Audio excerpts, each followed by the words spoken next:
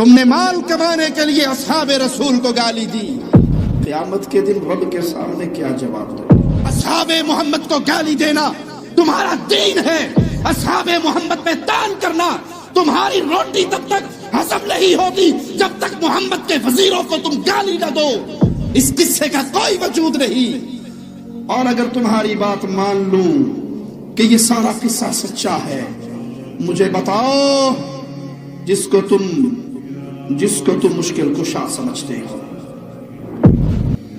یہ جھوٹ کا پلندہ ہے، یہ جھوٹا قصہ ہے، یہ من گھڑت کہانی ہے، یہ صحابہ کو گالی دینے کے لیے تمہارا ایک ڈرامہ ہے۔ انا للہ و انا الیہ راجعون۔ اگر آپ پہلی مرتبہ ہمارے چینل پر تشریف لائے ہیں پلیز سبسکرائب کر لیجیے۔ آئیے ایک اور ذاکر کے جملے آپ کو سناتا ہوں تاکہ آنکھوں پہ پڑی ہوئی عقیدت کی چادروں کو تار تار کر کے حقیقت حال سے پردہ اٹھا سکوں۔ یہ ظالم کہتا ہے، اور یہ جھوٹے قصے ہیں، یہ جھوٹی روایتیں ہیں، یہ روایت اہل بیت کی نہیں ہے، اہل بیت ان تمام جھوٹی باتوں سے بری ذمہ ہیں۔ یہ انہوں نے رلانے کے لیے، قوم کا پیسہ کھانے کے لیے، متے کا سامان بنانے کے لیے جھوٹے قصے گھڑے ہیں۔ کہتا ہے سیدہ اپنے باپ کے نوکر کی کچہری میں گئی، ملکہ شرم و حیا عزت امیر المؤمنین 4 گھنٹے کھڑی رہی، کسی کمینے نے اس کی طرف توجہ نہیں کی اور کمینے کے دربار میں کھڑی رہی۔ انا للہ و انا الیہ راجعون۔ ہم سوال کرتے ہیں، اپنے جذبات کو بہت زیادہ قابو کر کے، صرف اس لیے قیامت کے دن تم میں سے کوئی یہ بہانہ نہ کر سکے کسی نے ٹھنڈے دل سے ہمیں ایمان کی دعوت نہیں دی تھی، وگرنہ زبان ہمارے منہ میں بھی ہے، اور جو محمد کے اصحاب پر زبان دراز ہوتی ہے، رب محمد کی قسم اس کو کھینچ ڈالنا، کاٹ ڈالنا اہل ایمان پہ واجب ہوتا ہے۔ مجھے بتاؤ ابو بکر صدیق کو گالی دینے والوں، جب پیارے حبیب بیمار ہوئے تھے مصلی امامت پہ کون کھڑا ہوا تھا؟ 17 نمازیں کس نے پڑھائی تھی نبی کی زندگی میں؟ علی تھے یا نہ تھے؟ حسن تھے یا نہ تھے؟ حسین موجود تھے یا نہ؟ عباس تھے یا نہ؟ اہل بیت تھے یا نہ؟ پیارے حبیب کس کے بارے میں کہہ رہے تھے؟ مرو ابا بکر، جاؤ حکم دو۔ اس وقت کیوں نہیں کہہ دیا فاطمہ الزہرا نے؟ اس وقت کیوں نہ کہہ دیا حسن و حسین نے؟ اس وقت کیوں نہ کہہ دیا سیدنا علی نے کہ یہ مصلی تو ہمارا حصہ ہے؟ آپ مصلی پہ کس کو کھڑا کر رہے ہیں؟ جب پیارے حبیب کی زبان سے یہ جملے نکل رہے تھے، نہ اللہ راضی ہوتا ہے نہ اس کا رسول راضی ہوتا ہے کہ جس گروہ کے اندر ابو بکر موجود ہو وہاں مصلی امامت پہ کوئی اور چڑھ جائے۔ تم نے مال کمانے کے لیے اصحاب رسول کو گالی دی، قیامت کے دن رب کے سامنے کیا جواب دو گے؟ کہا دربار میں 4 گھنٹے کھڑی رہی، ملکہ صداقت بغیر کرسیوں پہ بیٹھے رہے، زہرا کھڑی رہی 4 گھنٹے تک، کسی نے کچھ نہ پوچھا۔ 4 گھنٹے کے بعد پوچھا، زہرا نے اپنا مقدمہ پیش کیا تو گواہ پیش کرو۔ ملکہ صداقت نے پیارے نبی محمد الرسول اللہ صلی اللہ علیہ وسلم کی تحریر پیش کی۔ کہتا ہے مجھے زہرا کی قسم، قرآن میرے سر پہ ہے، اگر میں روایت پڑھوں تو غازی عباس مجھے اسی وقت منبر پہ سزا دے۔ غازی عباس فوت ہو کے اللہ کی جنتوں میں چلے گئے، وہ اس دنیا میں تصرف کر سکتے، لیکن ہاں ایک ذات ہے جو تجھے دنیا میں بھی ذلیل کر سکتی ہے اور آخرت کی ذلت تو اہل شرک کے لیے لازم ہے، اور اس ذات کا نام نہ غازی عباس ہے، نہ حسن و حسین ہے، نہ مولا علی ہے، نہ محمد کریم ہے صلی اللہ علیہ وسلم، اس ذات کا نام اللہ ہے۔ ان بطش ربک لشدید، تیرے رب کی پکڑ بڑی شدید ہے، اور جو رب کے ولیوں سے دشمنی کرتا ہے وہ رب کے ولی سے دشمنی نہیں کرتا، وہ رب سے دشمنی کرتا ہے۔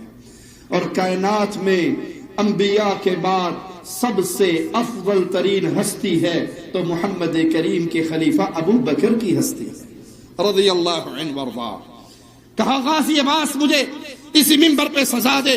بے غیرت فاطمہ کے ہاتھ سے تحریر مصطفیٰ کو لیتا ہے، پھاڑتا نہیں، پہلے اس پہ تھوکنا شروع کرتا ہے، نبی کے نام پہ تھوکتا ہے، نبی کی تحریر پہ تھوکتا ہے، اور پھر تھوکنے کے بعد اس کو لیتا ہے اور پھاڑ کے ریزہ ریزہ کر دیتا ہے. جب فاطمہ کی نظر بابا کے نام محمد پہ پڑتی ہے تو آواز لگاتی ہے، روتی ہے، چیختی ہے اور کہتی ہے بابا. نبی کے نام کا آوازہ بلند کرتی ہے. تیری زہرا بھرے دربار کے اندر ذلیل ہو گئی، رسوا ہو گئی. 4 گھنٹے میں زہرا کے سارے بال سفید ہو گئے، کمر جھک گئی، بطول سے چلا نہ گیا. حسن و حسین کے کندھوں کا سہارا لے کے گھر پہ پہنچی، نبی کے اپنے بابا کی اس تحریر کے ٹکڑوں کو اپنے دامن میں سمیٹا ہوا. زینب بیٹھی ہوئی تھی. زینب نے زہرا کو دیکھا، پہچان نہ سکی. چھوٹا سا گھر تھا، علی گھر میں تھے. کہنے لگے میرے گھر کی چھت کو انہوں نے توڑ دیا، میری دیواروں کو انہوں نے گرا دیا. پورے مدینے کے بدماش اکٹھے ہو کے زہرا کے گھر پہ آئے، زہرا کے دروازے کو دھکا دیا. اکیلی زہرا اندر سے دروازے کو گرنے سے روک رہی ہے. پورے مدینے کے بدماش اس دروازے کو گرا رہے ہیں. ایک بے غیرت دوڑتا ہوا آیا، دروازے کو آگ لگائی. دوسرا بے غیرت آیا، اس نے دروازے کو لات ماری. جلتا ہوا دروازہ زہرا کے بدن پہ گرا. وہ خالی لکڑی کا دروازہ نہ تھا، اس میں لوہے کی میخیں تھی جو آگ میں جل کے گرم ہو چکی تھی. وہ دروازہ زہرا پہ گرا. سارے مدینے کے بدماش اس دروازے کے اوپر چلنے لگے اور وہ میخیں، وہ لوہے کے ٹکڑے زہرا کے جسم میں پیوست ہو گئے. زہرا نے نیچے سے آواز لگائی، علی میری پسلیاں ٹوٹ گئی، علی میرا محسن شہید ہو گیا. پوچھا آواز لگا کر، علی کہاں ہے؟ جواب نہیں مل رہا.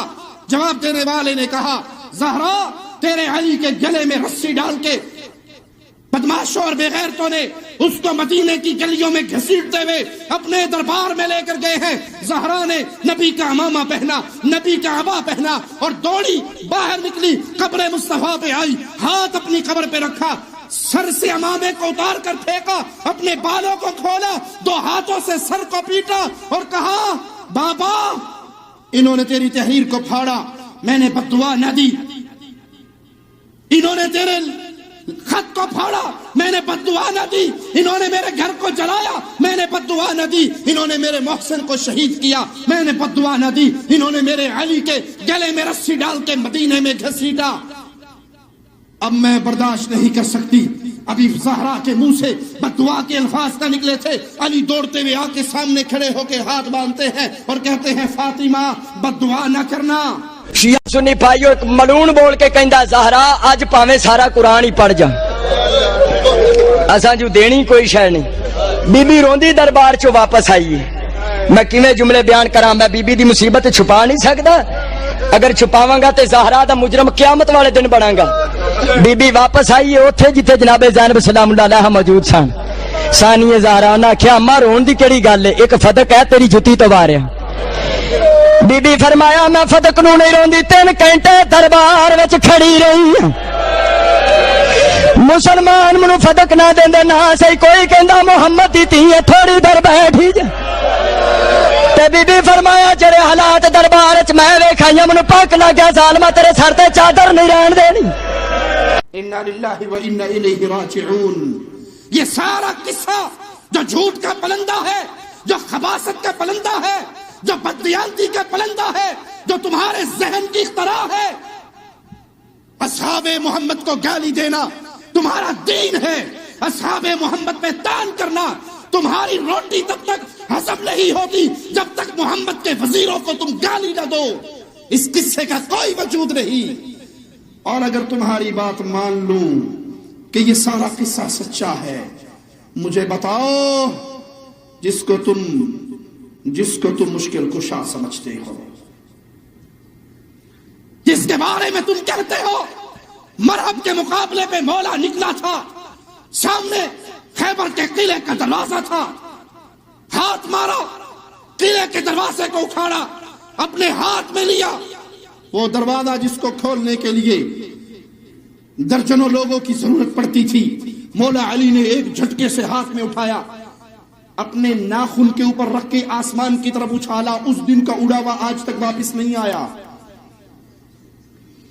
جس کی تلوار کی لمبائی میں تم کہتے ہو مرحب کے سر پہ تلوار ماری، مرحب کا سر چیرتا ہوا، اس تلوار نے پہلی زمین کو چیرا، دوسری کو چیرا، تیسری کو چیرا، چوتھی کو چیرا، پانچویں کو چیرا، چھٹی کو چیرا، نعوذ باللہ، نقل کفر نباشد۔ وہ تلوار چل رہی تھی، قریب تھا اس بیل کے سینگ کو کاٹ جاتی جس نے ساتوں زمینیں اپنے سینگ میں اٹھائی ہوئی۔ جبرائیل کو دوڑایا گیا، جبرائیل دوڑے، اپنا پر مولا علی کی تلوار کے نیچے دیا، جبرائیل کا آدھا پر کٹ گیا، پھر تلوار رکی۔ جس کی غیرت کے بارے میں، جس کی شجاعت کے بارے میں، جس کی قوتوں کے بارے میں تم نے جھوٹ کے افسانے تراش رکھے ہیں، او غیرت مندو، او عقل مندو، اگر غیرت تمہارے پلے میں ہے، عقل تمہارے پلے میں ہے، مجھے بتاؤ مولا علی کی بیوی کی توہین ہو، علی زندہ ہو اور بدلہ نہ لے، یہ غیرت کی دلیل ہے؟ اگر فاطمہ الزہرا کے دروازے کو آگ لگی، علی کہاں تھے؟ محسن شہید ہوا، علی کہاں تھے؟ دیواریں گری، علی کہاں تھے؟ حسن کہاں تھے؟ حسین کہاں تھے؟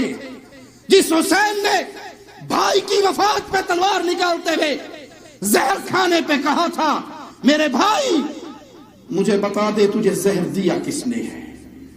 حسن نے پوچھا تھا بھائی کیا کرے گا؟ کہا اللہ کی قسم سورج کے غروب ہونے سے پہلے اس کی گردن کو کاٹ کے سولی پہ چڑھا دوں گا۔